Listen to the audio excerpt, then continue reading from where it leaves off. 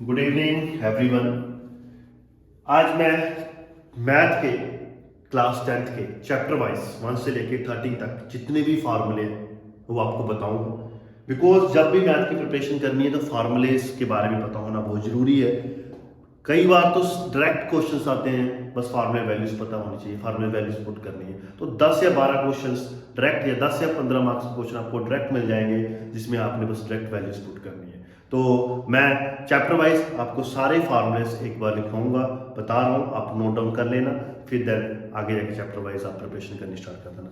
चलो स्टार्ट करते हैं। सबसे पहला चैप्टर फर्स्ट, रियल नंबर। इसमें एक फार्मूला बहुत ज्यादा इंपॉर्टेंट है, एलसीएम इनटू एचसीएफ किसके इक्वल होता है? Product of two number. LCM into HCF किसके इक्वल होता है? Product of two number. ये भी इसके बारे में आपको पता होना चाहिए। नाउ फिर आता है हमारा चैप्टर नंबर 2 जो क्वाड्रेटिक इक्वेशन है। क्वाड्रेटिक इक्वेशन की बात करें तो आपको क्वाड्रेटिक इक्वेशन जनरल इक्वेशन पता होना चाहिए। कितनी होती है? ax square plus bx plus c किसके इक्वल 0। इसमें सबसे पहला फार्मूला सम ऑफ रूट, जिसे हम कहते हैं अल्फा प्लस बीटा किसके equal minus b upon a. फिर हमारा आता है प्रोडक्ट ऑफ रूट किसके इक्वल? अल्फा इनटू बीटा किसके इक्वल आएगा? c by a। इसके बारे में पता होना चाहिए। फिर आता है हमारा chapter 3 pair of linear equation two variable. उसमें if two equations are given, अगर दो इक्वेशंस गिवन है, फेमस क्वेश्चन है, अगर a1 upon a2 not equals to b1 upon b2 है, देन ये लाइंस क्या करती हैं? इंटरसेक्ट। ये पता होना चाहिए। सॉल्यूशन क्या होता है इनका? यूनिक। इसे क्या कहते हैं? Consistent. if a1 equals to a2 equals to b1 equals to b2 equals to c1 upon c2, then ये लाइंस की क्या होती हैं? कोइंसिडेंट। एंड ये लाइन आपस में क्या है? इसका दूसरा नाम क्या होता है? Infinite many solution. एंड ये क्या है? कंसिस्टेंट होती है। उसके बाद a1 upon a2 equals to b1 upon b2 है, but not equals to c1 upon c2 है, तो lines are parallel having no solution and inconsistent. तो इसमें पूछा जा सकता है कि बताओ लाइन इंटरसेक्टिंग है या अपने पास कोइंसिडेंट है या पैरेलल है, यूनिक सॉल्यूशन है, इनफिनिटली मेनी सॉल्यूशन है, कोई सॉल्यूशन नहीं है, या अपने पास कंसिस्टेंट है या इनकंसिस्टेंट। इस कंडीशन के बारे में पता होना चाहिए। चैप्टर 4 था, अगर किसी क्वाड्रेटिक इक्वेशन को सोल्व करना है उसका क्वाड्रेटिक फार्मूला पता होना चाहिए। क्वाड्रेटिक फार्मूला आपके पास ये होता है x equals to minus b plus minus b square minus 4ac upon 2a। अगर इसे नेचर ऑफ रूट कहते हैं या डिस्क्रिमिनेंट भी कह सकते हैं हम। d इक्वल्स टू होता है आपका b स्क्वायर माइनस 4ac। इससे नेचर ऑफ रूट के बारे में पता लगता है। अगर b स्क्वायर माइनस 4ac 0 से बड़ा है then two distinct real roots मिलेंगे, सॉल्यूशन पॉसिबल होगा। अगर b स्क्वायर माइनस 4ac है इक्वल्स टू 0 है then two equal real roots मिलेंगे, सॉल्यूशन फिर पॉसिबल होगा। b square minus 4ac less than 0 है देन नो रियल रूट्स मिलेंगे आपको। ठीक है। नेक्स्ट चैप्टर 5, इसमें क्या है? Arithmetic progression. कोई सीरीज एपी सीरीज है या नहीं उसके कैसे पता लगेगा? जब आप a2 माइनस a1 निकालोगे और कॉमन डिफरेंस क्या आएगा? सेम। वो कॉमन डिफरेंस निकालने का फार्मूला ये है। अगर मान लो कोई एपी सीरीज है उसकी nth सीरीज निकालनी है, nth टर्म निकालनी है, तो उसके लिए formula a plus n minus 1 d है। अगर कोई एपी सीरीज है उसका sn का फार्मूला निकालना है तो sn किसके इक्वल होता है? n by 2 2a plus n minus 1 into d। ठीक है। अगर nth का लास्ट टर्म दिया तो n by 2 a plus n। तो ये पहले 5th चैप्टर के फार्मूले, तो आप एक बार स्क्रीनशॉट ले लो इसका। ठीक है। फिर नेक्स्ट मैं आगे चलता हूँ। ठीक है। एलसीएम पहले से लेके 5वें चैप्टर तक है, तो इसका स्क्रीनशॉट ले लो, इसमें सारे फार्मूले। Okay next.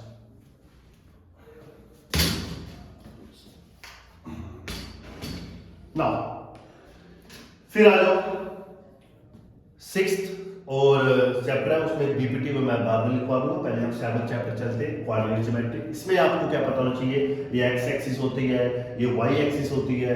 इसका एक्स एक्सिस पॉजिटिव होता है, इधर एक्स एक्सिस नेगेटिव होता है, इधर वाई एक्सिस पॉजिटिव होता है, इधर वाई एक्सिस नेगेटिव होता है। एक्स और वाई इसे एप्सिका कहते हैं, इसे ऑर्डिनेट कहते हैं, है ना। तो first quadrant, second quadrant, third quadrant, fourth quadrant, इसमें एक्स और वाई दोनों पॉजिटिव होते हैं। इसमें एक्स नेगेटिव होता है, वाई पॉजिटिव होता है। इसमें एक्स और वाई दोनों नेगेटिव होते हैं, इसमें एक्स पॉजिटिव और वाई नेगेटिव होता है। और इसे ओरिजिन कहते हैं। ओरिजिन वाला पॉइंट 0,0 होता है। तो इसमें सबसे पहले पॉइंट आएगा, अगर मान लो p के कोऑर्डिनेट दिए हुए हैं, q के कोऑर्डिनेट दिए हुए हैं, आपको डिस्टेंस निकालना है, तो आपका फार्मूला x2 - x1 की होल की स्क्वायर प्लस y2 - y1 की होल की स्क्वायर का अंडर रूट, इसे हम डिस्टेंस फार्मूला कहते हैं। नाउ फिर आया सेक्शन फार्मूला। सेक्शन फार्मूला क्या होता है? अगर मान लो आपके पास a पॉइंट है और b पॉइंट है, इसके बीच में p पॉइंट निकालना है, और p पॉइंट आपको ab को डिवाइड कर रहा है m1 रेशियो m2 में। तो इसका section formula m1x2 plus m2x1 upon m1 plus m2, m1y2 plus m2y1 upon m1 plus m2। ये सेक्शन फार्मूला कहते हैं। इंटरनली ये तो प्लस लेना है, एक्सटर्नली ये तो यहाँ पे माइनस लेना है, ये देख लेना। मिड पॉइंट फार्मूला, अगर यही पॉइंट मिड पे हो तो इसका formula x1 plus x2 by 2 और y1 प्लस y2 by 2 है। ठीक है ना। ये आपके सिलेबस में नहीं, एरिया ऑफ ट्रायंगल वाला। फिलहाल आपको पता होना चाहिए डिस्टेंस फार्मूला कैसे लगा। हाँ, डिस्टेंस अगर फ्रॉम ओरिजिन से निकालना है तो उसका formula x square plus y square है। ठीक है, आपको पता होना चाहिए डिस्टेंस फार्मूला कैसे लगाना है, कब लगाना है, जब लेंथ निकालनी है, जब कोई पॉइंट के x और y निकालना है तब ये सेक्शन फार्मूला, इंटरनल के लिए प्लस और एक्सटर्नल के लिए माइनस, मिड पॉइंट फार्मूला पता होना चाहिए आपको। ठीक है, फिर इसके बाद सीधा चल रहे हैं हम 12 चैप्टर जो एरिया रिलेटेड सर्कल है, एप्लीकेशन ऑफ ट्रिग्नोमेट्री, और ट्रिग्नोमेट्री के फार्मूले मैं आपको लिखवा दूंगा। तो सबसे पहले इसमें क्या है, एरिया रिलेटेड सर्कल चैप्टर में सर्कमफ्रेंस ऑफ सर्कल या पैरामीटर ऑफ सर्कल, उसका फार्मूला 2 पाई r है, area of circle pi r square है, area of sector theta by 360 into pi r square है, length of arc theta by 360 into pi r। देख लेना, area of sector है, ये length of sector है। ठीक है, एरिया ऑफ सेगमेंट निकालना है। ठीक है, एरिया ऑफ सेगमेंट कैसे निकालते हैं, तो पहली बात तो मैं बता देता हूं आपको कि ये चीज जो होती है, ये वाली, ये सारा सेक्टर होता है, माइनर सेक्टर, इसे हम कहते हैं माइनर सेक्टर, और इसे कहते हैं हम मेजर सेक्टर। ठीक है, और इसकी बात की जाए, ये वाली चीज, इसे हम कहते हैं माइनर सेगमेंट, और इसे हम कहते हैं मेजर सेगमेंट। ये पता होना चाहिए आपको। ठीक, अगर आपको पता होगा वहां पेपर में बताया जाएगा, अगर आपको माइनर सेक्टर, मान लो एरिया ऑफ सेक्टर निकालना, फिर तो ये फार्मूला लगाना theta by 360 pi r the square. पर अगर आप मान लो मेजर सेक्टर निकालने के लिए कह दिया, तो एरिया ऑफ सर्कल में से ये चीज क्या करा देना, माइनस।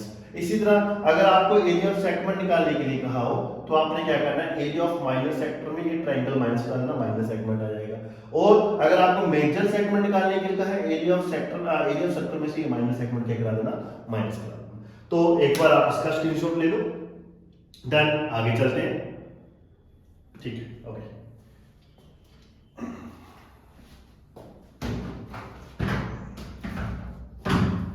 नाउ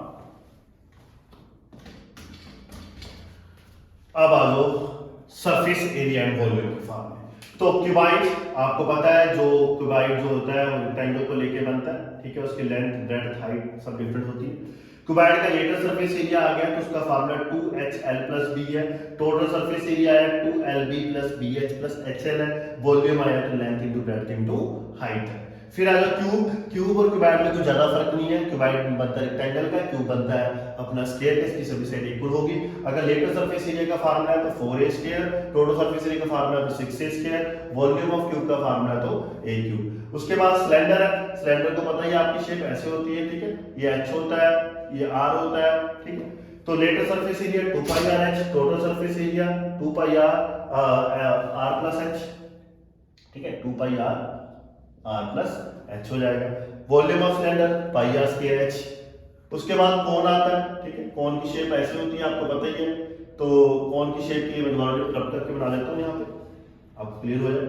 कोन की शेप ऐसे, ठीक है, ये आपका r हो गया, ये h हो गया और ये l हो गया।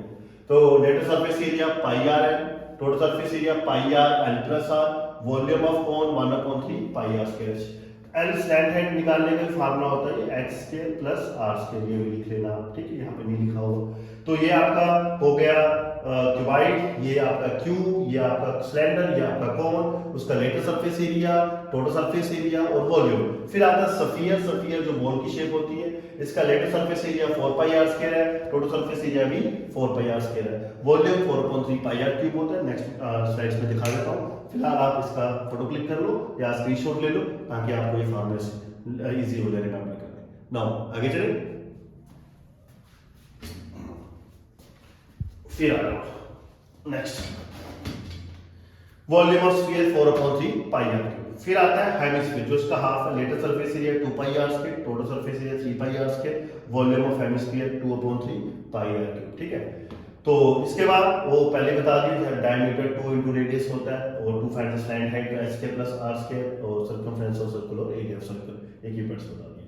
फिर स्टैट्स आता है। स्टैट्स में मीन डायरेक्ट मेथड निकालना है तो summation xi fi / summation fi, assumed method निकालना है तो a + summation fi di / fi, step deviation लगाना है तो a + fi di * fi ui * hi / fi। ठीक है ना।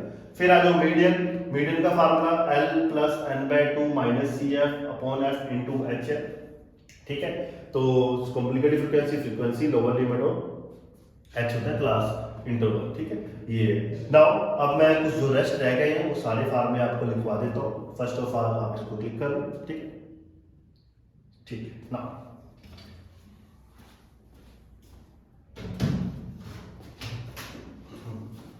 सो इसमें अब मैं सारा जो रह गए हैं वो आपको लिखवा देता हूं।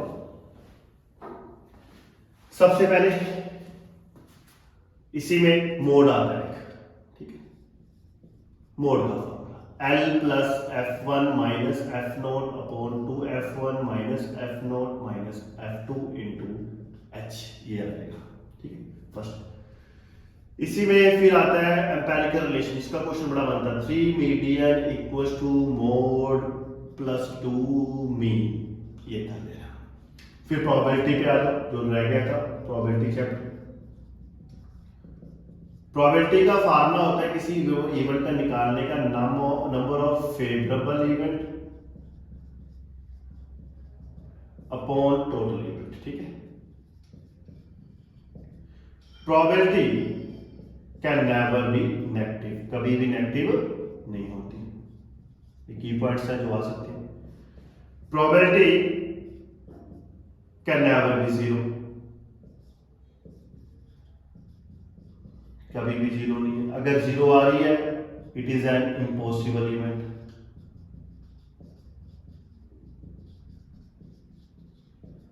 ठीक है। Probability can never be greater than 1,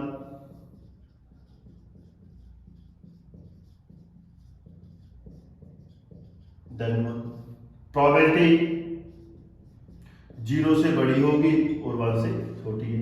अगर किसी की प्रोबेबिलिटी 1 है that is a sure event, ठीक है। और probability happening plus not happening, इसका सम किसके इक्वल होता है 1, ये पता होना चाहिए। Number of favourable upon total, probability can never be negative, probability can never be greater than 1, probability can never be 0, ठीक है। अगर 0 आ रही है प्रोबेबिलिटी कैन नेवर बी 0, अगर नहीं, ये नहीं कह सकते, ये लिख लेना, ये एग्जैक्ट प्रोबेबिलिटी इक्वल्स टू 0 है it is an impossible event, ठीक है।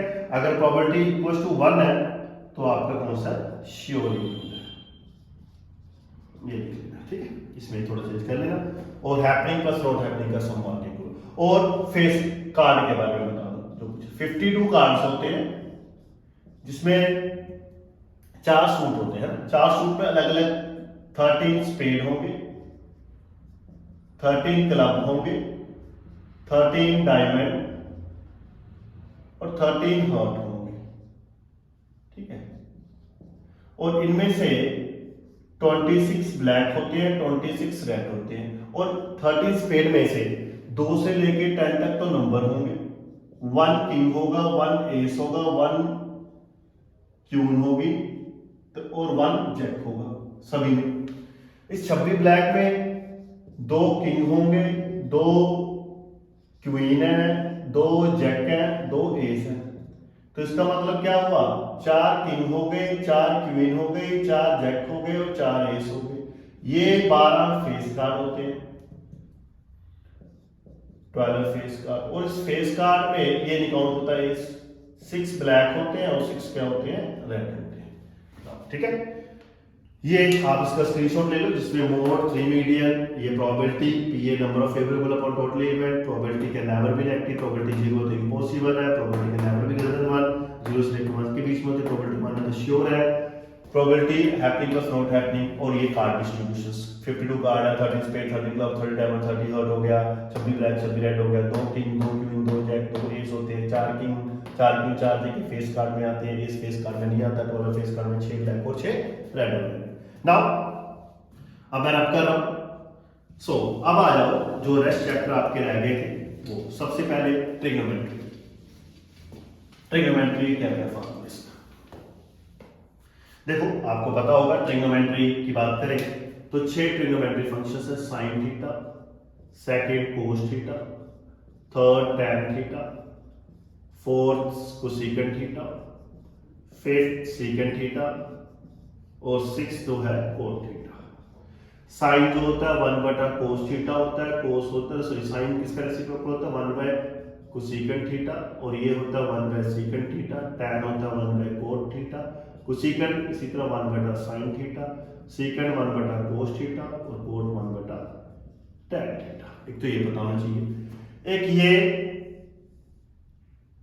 कि राइट ट्राइंगल है, अगर ये थीटा इसके साथ वाली साइड बेस होती है, ये परपेंडिकुलर और ये हाइपोटेन्यूज। किसी भी ट्राइंगल का बेस और परपेंडिकुलर चेंज होगा एंगल के अकॉर्डिंग, बट हाइपोटेन्यूज चेंज नहीं होगा। अगर यहाँ पे थीटा तो ये बेस हो जाएगा, ये परपेंडिकुलर, हाइपोटेन्यूज रिमेन सेम रहेगा। और अगर साइन कोस टैन को आप हाइपोटेन्यूज परपेंडिकुलर बेस की फॉर्म में लिखना चाहते हो तो सब चेले तेरे पंडित बद्री प्रसाद हर हर बोले, ऐसे ही ट्रेंड है, सब चेले तेरे पंडित बद्री प्रसाद हर हर बोले। हाँ जी, तो साइन थीटा किसके इक्वल हो जाएगा, P upon H. Cos theta किसके इक्वल हो जाएगा, बी अपॉन एच। और टैन थीटा किसके इक्वल हो जाएगा, पी अपॉन बी। साइन का उल्टा क्या होता है, कोसेकंड थीटा, ये एच अपॉन पी, ये सीकेंड थीटा, ये एच अपॉन बी, और ये कोट थीटा किसके इक्वल, बी बाय पी हो जाएगा। ठीक है, ये हो गया। और ट्रिग्नोमेट्रिक फंक्शन हमेशा राइट ट्रायंगल में लगता है। नाउ इसके बाद क्या आ सकता है, आपको ये आइडेंटिटीज पता होनी चाहिए। साइंस के थीटा प्लस कोस के थीटा इक्वल्स टू 1, और कोसेकंड के थीटा माइनस कोस के थीटा इक्वल्स टू 1, सीकेंड के थीटा माइनस टैन के थीटा इक्वल्स टू 1। तो ये ट्रिग्नोमेट्रिक के फंक्शंस हैं, ये पहले एक सेकंड में लग जाएंगे। और ये ठीक, इसके बाद मैं आपको टेबल बनाना सिखाता हूँ, टेबल कैसे बनाते हैं। ठीक है, और क्लियर है सारा, ये ट्रिग्नोमेट्रिक फॉर्मूलेस जो यूज होंगे। नाउ स्क्रीनशॉट ले लो इसको। ठीक है,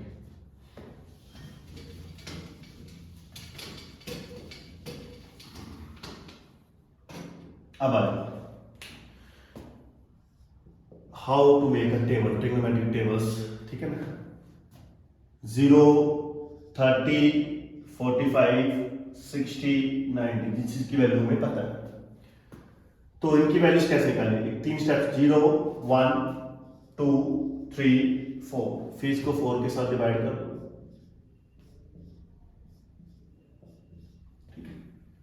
पहले 0, 1, 2, 3, फिर 4 के साथ डिवाइड, फिर इसके ऊपर क्या पा दो, अंडर रूट, डाल अंडर रूट, इसे सॉल्व करो।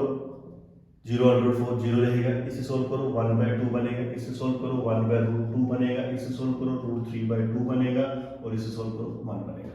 दैट मींस sin 0 की वैल्यू 0, 30 की 1/2, इसकी 1/2, इसकी √3/2, इसकी 90। cos पूरा रिवर्स करो 1, मतलब जो sin की वैल्यू ऐसे रिवर्स बैक करो 1/2, 1/√2, √3/2 और 1, सॉरी 1 थोड़ा रिवर्स हो गया, 1 √3/2, फिर 1/√2, इधर 1/2 और इधर 0। साइन इंक्रीज होता है, कोस डिक्रीज होता है। tan साइन बटा कोस, 0/1 0, 1/2 करोगे 1/√3, ये 1 इधर करेगा तो √3, 1/0 होता है अनडिफाइंड। ठीक है, फिर कोसेकेंट साइन का रेसिप्रोकल, 0 का रेसिप्रोकल 1 अनडिफाइंड, इसका रेसिप्रोकल 2/1, इसका √2/1, इसका 2/√3 और 1 का 1। फिर कौन सा आता है, सीकेंड रेसिप्रोकल कोस का, 1 का रेसिप्रोकल 1, इसका 2/√3, इसका √2/1, इसका 2/1 और ये अनडिफाइंड। फिर कौन सा आता है, कोट इसका रेसिप्रोकल अनडिफाइंड, √3, 1, 1/√3 और अनडिफाइंड कितना होता है 0। तो इसका अगर ये पता है आपको तो आप चेंज सारे बना सकते हो। 0, 1, 2, 3, 4, फिर 4 के साथ डिवाइड, फिर उसका साइन की तरफ वैल्यू आ जाएगी। साइन कोस, जब कोस की निकालनी साइन का सारा रिवर्स कर दो। टैन की निकालनी साइन बटा कोस, साइन बटा कोस, साइन बटा कोस। कोसेकेंट साइन का रेसिप्रोकल है, सेकेंड कोस का रेसिप्रोकल है, कोट टैन का रेसिप्रोकल है। तो ये आपका ट्रिग्नोमेट्री, स्क्रीनशॉट ले लो ना। अब चलते हैं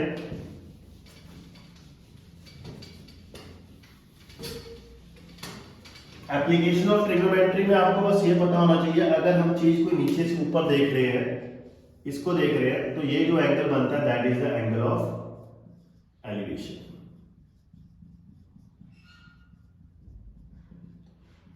और अगर हम ऊपर से नीचे देख रहे हैं तो ये जो एंगल बनता है that is the angle of, और यही एंगल उतना ही हो, that is the angle of depression. ठीक है, नेक्स्ट बीपीटी थ्योरम बारे पता होना चाहिए, उसका भी एक सम आता है। अगर मान लो कोई ट्रायंगल है, अगर लाइन इसके क्या है पैरेलल है तीसरी साइड के, तो बीपीटी क्या कहती है कि एडी अपॉन डीबी की रेशो किसके इक्वल होगी, एई अपॉन ईसी की। ये बीपीटी है, बेसिक प्रोपोर्शनलिटी थ्योरम।